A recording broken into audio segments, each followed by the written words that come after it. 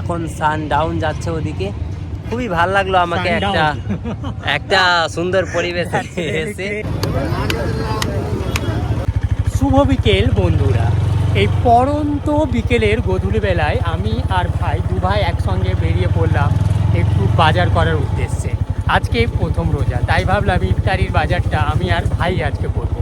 তাই সেই উদ্দেশ্যে নিয়ে গ্রামের মেঠো পথ ধরে বেরিয়ে পড়লাম। আর চারিদিকের সবুজ সুন্দর প্রাকৃতিক দৃশ্য দেখে মনটা যেন ভরে গেল। দাঁড়াও সেই দৃশ্যটা দেখানো যাক। এই সবুজ পরিবেশের মাঝখান দিয়ে আমরা এগিয়ে পড়বো সামনে। বিকেলের পড়ন্ত গধূলি বেলা, ওয়াও, জাস্ট দেখলেই যেন মন জুড়িয়ে যায়। কি সুন্দর দৃশ্য। আমরা এই সব দৃশ্যগুলোকে অবহেলা করি, একটু নেগলেক্ট করি যে এগুলো আছেই বা কি, কিন্তু না, এই সব ছোট ছোট জিনিসের মধ্যেই আনন্দ জীবনের খুঁজে নিতে হবে। তাহলে জীবনটা বেশ ফানি মনে হবে। আর জীবন মানেই একটা আনন্দের ব্যাপার।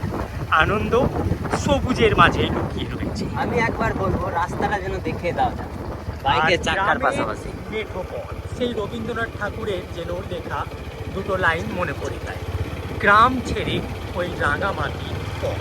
এই সবুজের মাঝখান দিয়ে আমরা সামনে এগিয়ে যাচ্ছি বাজার করার উদ্দেশ্যে। অনেক দিন পর দু ভাই একসঙ্গে, প্রথম রোজার প্রথম ইফতারির বাজার। দেখতে পাচ্ছ লিচির গাছগুলো কি সুন্দর যেন মুকুলে ভরপুর হয়ে গিয়েছে। আর এই সবুজ পরিবেশের মধ্যে দিয়ে যেতে যেতেই আমরা পৌঁছে যাব খুব তাড়াতাড়ি আমাদের নির্দিষ্ট গন্তব্যস্থলে। আমার বাইকটা চলছে ঠিকই, কিন্তু বাইকের কাঁটাটা খারাপ হয়ে গেছে। সব সময় এটাতে 0 লেখা ওঠা থাকছে। এটাও খুব একটা মজার ব্যাপার। বাইকের কাঁটাটা দেখা কি সুন্দর পথ। এই পথ দিয়ে যাওয়াটাও একটা রিস্কের ব্যাপার। এই দিক ওদিকের মধ্যে যদি আপনি একটু মিস্টেক হয়ে যায়, তাহলে আপনি গড়িয়ে পড়বেন দুই সাইডের কোনো কাদা পথে বা কোনো মানুষের জমির ভিতরে।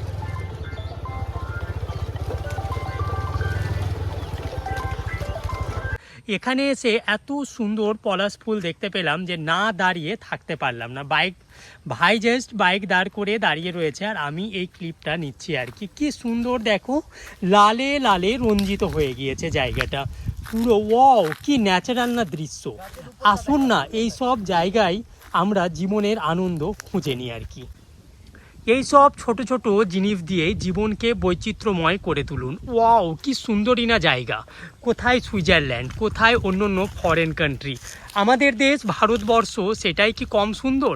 কিন্তু আমরা সৌন্দর্যের মর্যাদা তেমনটাভাবে দিতে পারি না, খুঁজেও নিতে পারি না। আসলে রয়েছে অনেক সৌন্দর্য, জাস্ট একটু খুঁজে নেওয়ার অভাব।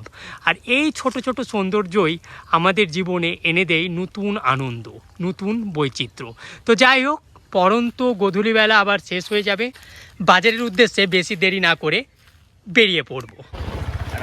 দেখো কি সুন্দর আমের মুকুলে ভরে গিয়েছে। একটা কথা বলে দিই, আমাদের বাড়ি মালদা মানেই আম যেন আমের মুকুল চারিদিকে যেন ভরে গিয়েছে। ওয়াও, বাঁশঝাড়ের মধ্যে দিয়ে রাস্তা চলে যাচ্ছি। আমাদের বাইক চলেছে দেখো একদম 0 স্পিডে। অ্যাকচুয়ালি 0 স্পিড না, বাট বাইকের মিটারের কাঁটাটা খারাপ আছে তাই। দেখো আমের মুকুলের যে গন্ধ আর কি, যারা আমের বাগান প্রকৃত গিয়েছো তারাই বুঝতে পারবে। খুব সুন্দর একটা স্মেল করে আর কি। আর মৌমাছির গুঞ্জনের শব্দ, ওয়াও, দারুণ, সত্যি অসাধারণ। আসুন না এই সব ছোট ছোট জিনিসের মজা নিই। আর কিছুক্ষণের মধ্যেই আমরা হয়তো পৌঁছে যাব বাজারের মধ্যে। তরমুজ এগুলো সবজি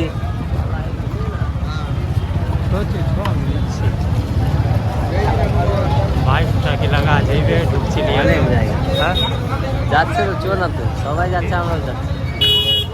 ফাইনালি বাইকটা পার্ক করলাম। গ্রাম্য ছোট্ট হাট, আর মনে পড়ে গেল ছোটবেলার কবিতা। হাট বসেছে শুক্রবারে বক্সিগঞ্জের পদ্মা পাড়ে।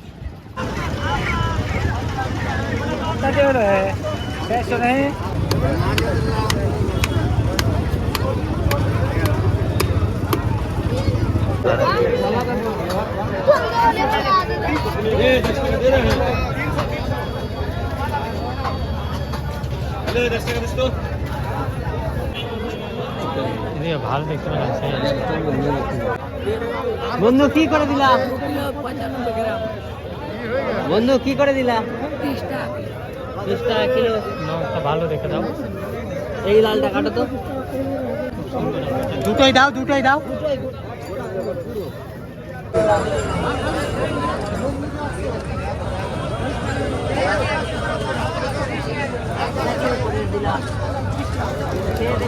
মাল ভালো আছে।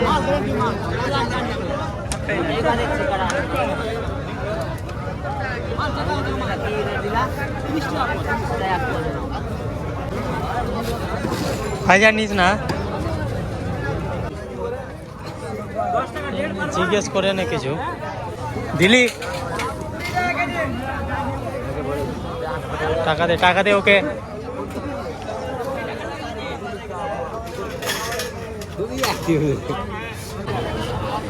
ফায়েজ নিলি নাকি?